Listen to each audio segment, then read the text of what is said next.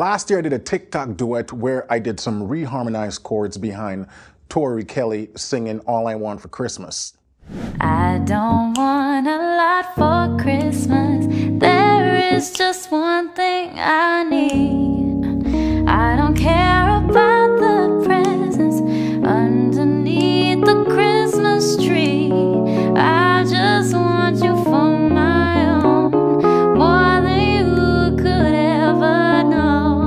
Make my wish come true, baby. All I want for Christmas is you,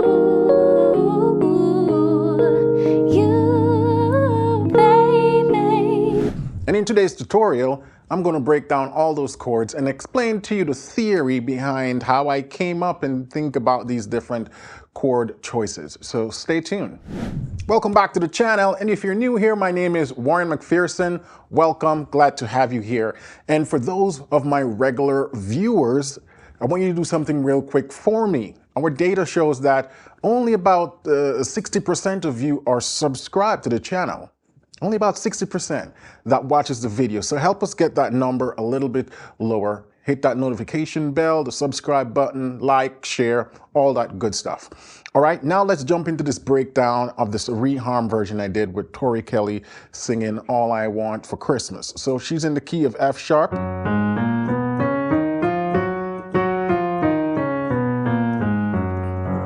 Now again, just to reiterate, this is an advanced version, so I'm not going to break down the original chords for the original song because this reharmonization that I did is specific to what Tory Kelly is singing. So while some of these chords might work for another version of this song, maybe not all the chords will work because, like I said, I crafted specifically for what she's doing. So keep that in mind. And I'm going to make the MIDI file for this and that solo version of Tory Kelly singing available for download. The link is in the description. So if you want to practice that using the MIDI file with our MIDI player over at pianolessonwithwarren.com/MIDI, you can do so. All right, so we're in the key of F sharp and we're starting, right? I don't want a lot for Christmas. So I'm voicing my chords like this with just a nice major 7.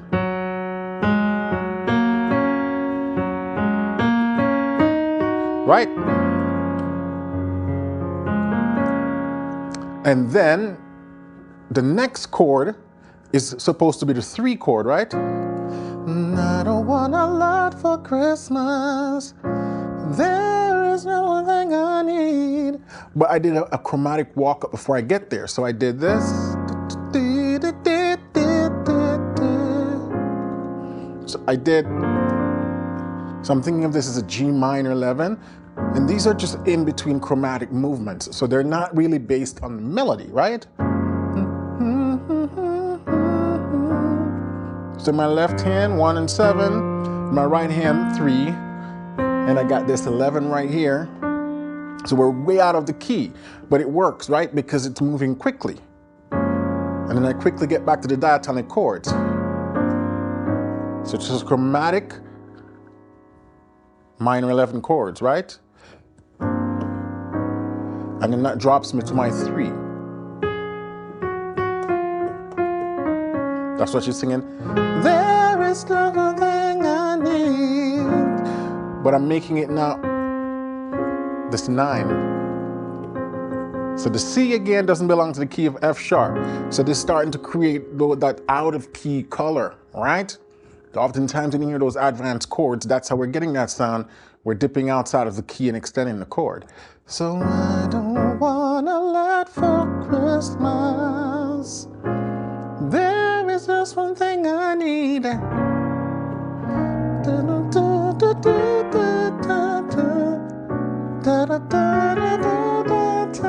Let's take that bit.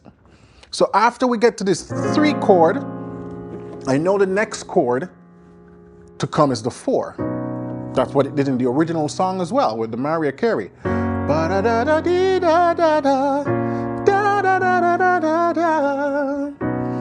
don't care about the present, right?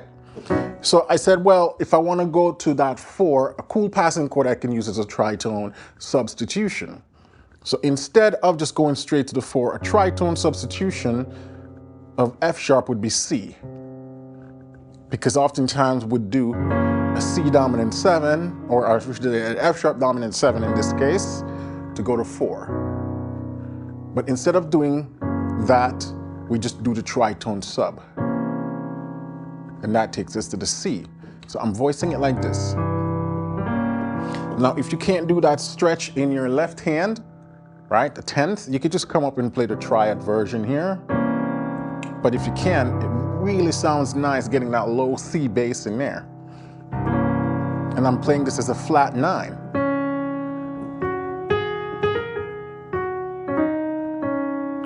So we go back. I don't want a lot for Christmas. There is just one thing I need. So that's the melody. So that's why I keep that note at the top. Because I want sometimes to keep that melody in the chord.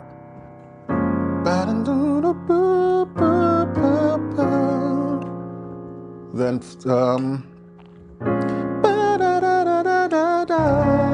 you know, roll it, then drop to the 4. And I'm playing the 4 as a major 9, right? So you can do that left hand roll if you want, arpeggio, coming from here, right? I don't care. Now here's what gets interesting, because she's singing.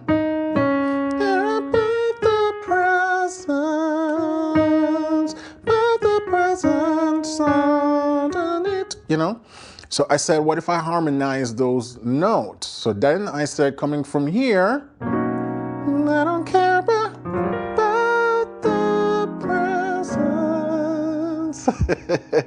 So the way I'm thinking about this is, I didn't want to use the F sharp.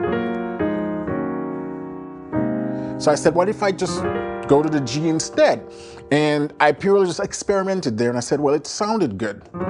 But then I have to continue that trajectory, right? Because what I'm simply doing is substituting a F sharp major 7 for a G minor 7.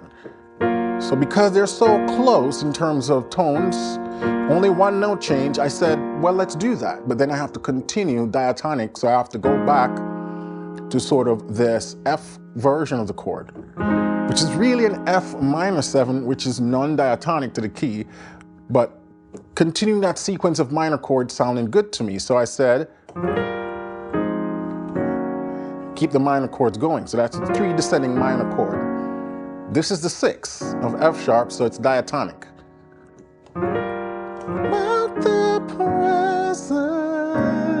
Now this is a non-diatonic chord.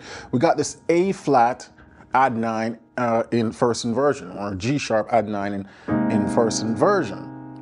Again, I like that sort of out of key sound, not going diatonic or going back to the 4, because I could have gone diatonic. But the goal is to say, what if I just not do anything? Try to avoid the diatonic chords as much as possible. Where does that land me? So we get that G minor, and I'm kind of dropping the 5th, but then I come back here, I grab the 5th. I could have, but I just didn't like how that D sound, to be honest. There was too much dissonance, too much non-diatonic tone, so I dropped it. But the C sounded nice to me. And you notice that melody's at the top?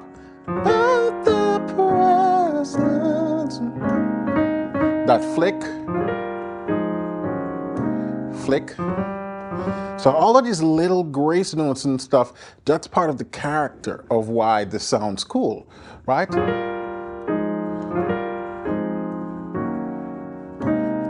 And then to the original chord. So the minor 4, that's a part of the original song, but I'm extending it. I'm adding in the 7, and I'm adding the 9. So give it more dissonant. Underneath the then Christmas tree. So I'm just sort of walking through this minor 9 chord, right? It's the same chord in inversions, right? So I'm just kind of walking through it. This, you might call it a D major 7, but if you look, it's still all the notes of that original B minor 9, right? Still all the notes, except the B missing.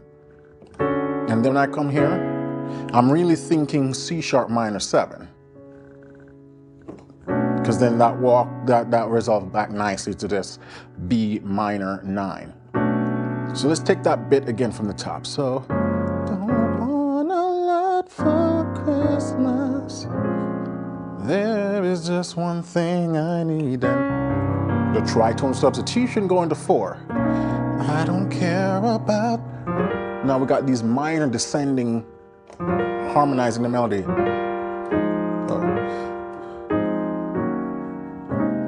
So this A flat major, add 9 in first inversion. Then we drop to the 4 minor and then walk it through with a D major 7, C sharp minor 7.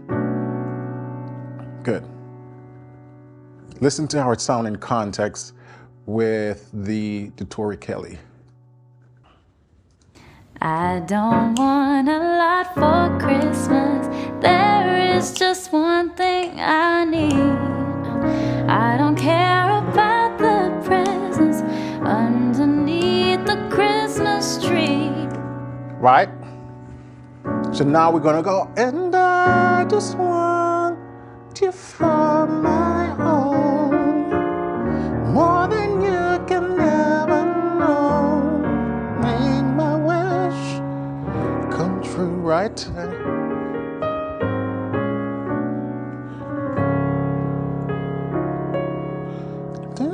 All right, I'm jumping ahead of myself. So we take it that part. After we go, Christmas tree, and I. So here I'm on this F sharp, the 1 in first inversion with the odd 9. Look at the voicing. I just want you for my own. So what's happening right there? I'm following that melody.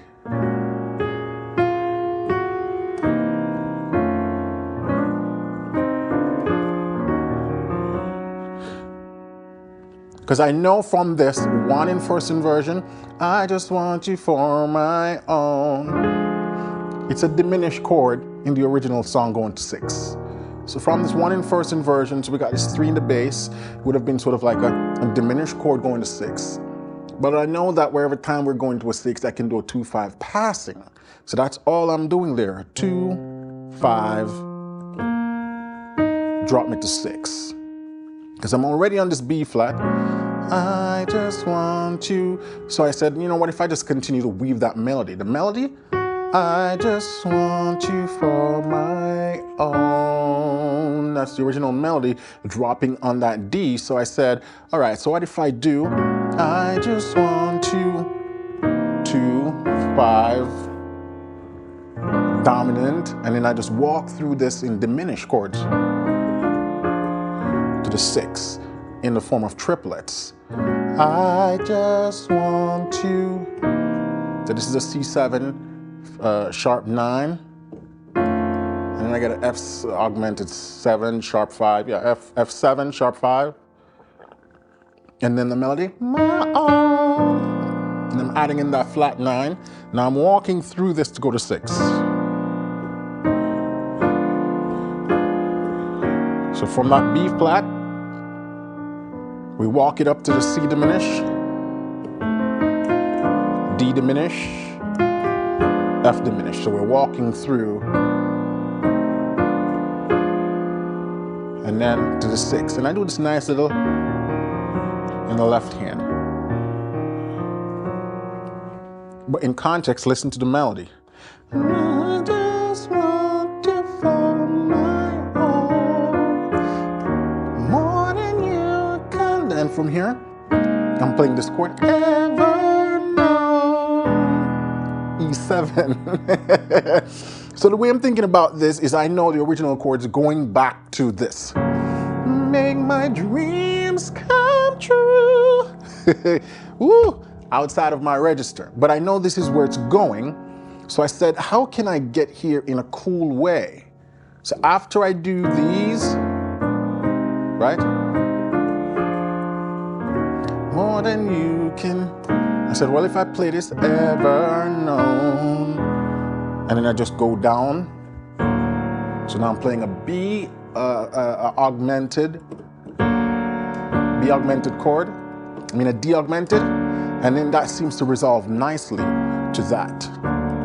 So part of my strategy here is I'm using my understanding of theory, but I'm also experimenting to say, but what if I change the quality of this chord?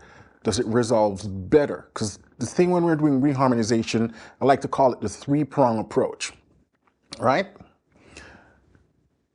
We need to think of the middle chord as your destination chord.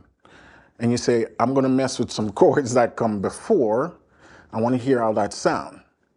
But it needs to resolve nicely to this destination chord. And then where do I go after this destination chord? Do these three chords work together nicely? You want to hear almost like a seamless transition. You want to hear those notes resolving in a neat way. And so when you say, how do I determine what quality to make my chords? How do I know when to make them major ninth, add ninth, flat this? Your ears tell you. That's it. Because right here, when I go, this is an E dominant. But you might say, why didn't I make it minor or diminish or augmented? It's because I'm listening to the chord it's resolving to next and hear how it sounds. So I could hear that this E dominant 7 resolved nicely to this E augmented, right? And then this D augmented resolves then nicely to this F sharp in second inversion. So you got to listen to that three-prong transition, how each three chords are transitioning, and does it sound good? But you also notice that my melody note stays the same at the top. So, where am I? Ever known. So all of this is happening over the known. Known, then make my wish come true. Make my wish come true. So they're sort of outlining that F sharp major. So I needed to make sure that that chord, everything resolves nicely to that. So you cannot overlook the importance of listening. There is no rule that tells you that you need to make this chord dominant and that chord diminish and this chord augmented. It's purely your ears. You got to be listening and listening in context. So that's why I said, think of it like a three-prong approach. Listen to three chords at a time, right? One chord, second chord, third chord. Does all three sound good together? Because oftentimes we might find a cool chord in isolation when we're just looking at one chord, right? A single chord sounds good, but then when you put it in the mix, it's not working. And so you cannot just choose your chords based on that chord. We have to look at it in a contextual approach and say, how does it sound? Do I like the sound? Does it sound good? Because you are the one that has to make that decision. You can't say, will Warren like this? It doesn't matter what I like. And whenever I'm putting out stuff on the internet, reharmonizations, there's no one for me to run that by. I have to say, do I like this? And how I make that decision is, if I don't want to press play and hear myself play back, I don't post it. You have to like what you're doing. And so when you listen back to yourself, you got to say, do I like how I sound? And if you don't, figure out what needs to change till you like what you hear. And that's when I decide, this is what I'll post. So I just wanted to share that with you because a lot of people get confused when it comes to what to make the chord and they think there's some magical formula. There are some general rules as to how chords can resolve, but outside of that, as you're seeing, most of what I'm doing sort of break the traditional rule of how chords resolve. And that's the importance of music. Now, let's take it back from some,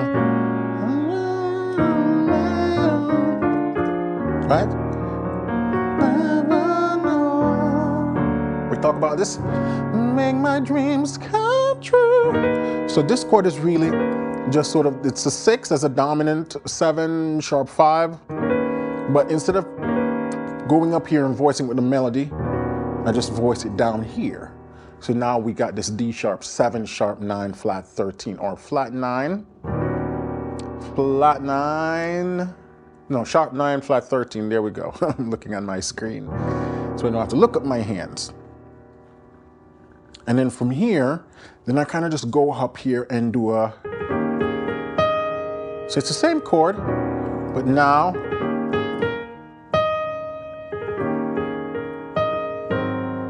just a little lick, a little run to take me back to my 2 as a dominant 7. All I want. And these are standard chords from the original. Dominant, 1 in first inversion, my 4 minor 9. The original just did a straight minor, but you know, we're going to extend that to 7 and 9. So if I take it from here, I just want you for my own, more than you could ever know, make my dreams come true. Right then. All I want for Christmas. So this is just a 5. Then I do this thing behind her. Is you, ba, do, ba, ba, ba, ba, ba, ba. So while she's doing you know, those little melodic vocal runs, I said, what if I do some counter to that? So we call this counter melody with some descending harmony. And like I said, all this is just exploration. So I did 1 major 7. Now I'm playing this F minor 11. So it's the 7 chord, but I altered it from diminished to F minor 11 actually. Then the 6 as a minor 11. And then I'm playing the sort of 1 chord in second inversion, but I'm adding the 6. And then that drops me back to this A flat major in first inversion. Keep saying A flat, G sharp major in first inversion with the 9. So in context, da da da da da da da da da. Then the minor 11, the 2. So.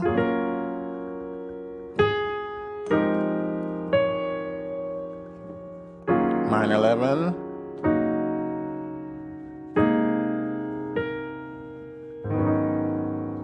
And then, baby, from here, I'm playing.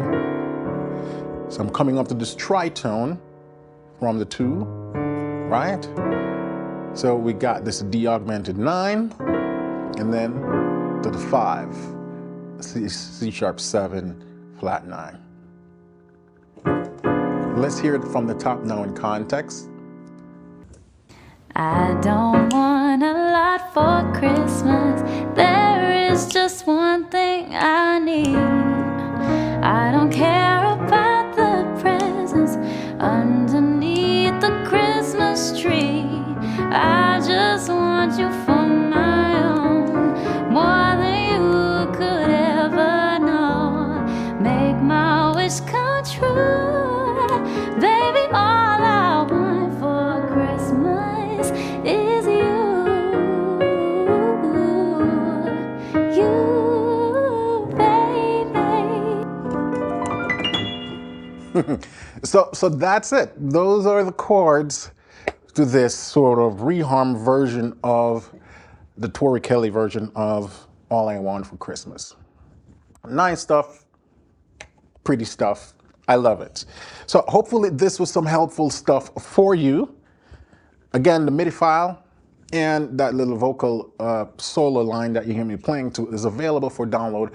So you can go practice some of this stuff for yourself, shed some of the theory, put some of these chords in your own vocabulary, get to slow things down so you can really see how I'm weaving these things together. Because part of how you learn how to then reproduce a lot of these ideas on your own is by studying other people's playing. That's how I've learned this stuff. You know, I've studied a lot of players over the years. And that gives you ideas when you sit down to do your own reharm versions and stuff like that. You have inspiration and ideas to pull from. So click the link down below, download that, and hop over to pianolessonwithwarren.com/MIDI. And that's our MIDI player where you can just upload it and slow down, change key, transpose, and all of that beautiful stuff. All right? Now, again, if you have not hit that subscribe button and the notification bell yet, what you waiting on? Man, we got so much stuff over here that you will enjoy, you will love, and that will certainly help you. So hit that subscribe button, the notification bell, the like button, and leave a comment down below. I would like to hear what you think about this video. And if you'd like to see me do another sort of reharm version of a Christmas song, post that down below. I'd love to hear that as well. All right, and lastly, you want to take your playing even further beyond what we have available over here at YouTube, check out pianolessonwithwarren.com. That's my membership program where I've helped thousands of students accomplish their musical goal of learning piano by ear. And if you want to check out another reharm version of a Christmas song that I've done, click right here.